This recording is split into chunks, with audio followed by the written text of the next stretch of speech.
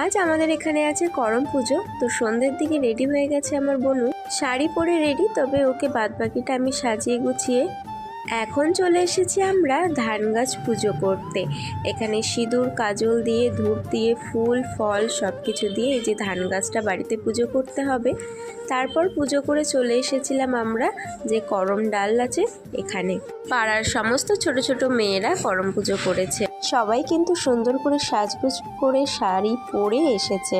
আর আমার বোন প্রীতিকে কেমন লাগছে অবশ্যই কমেন্ট করে জানাবেন।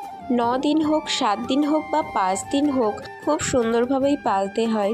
এই 7টা দিন ওরা শুধু ভাত, শাক সেদ্ধ এগুলোই খেতে পারবে, শ্যাম্পু সাবান তেল কিছুই মাখতে পারবে না।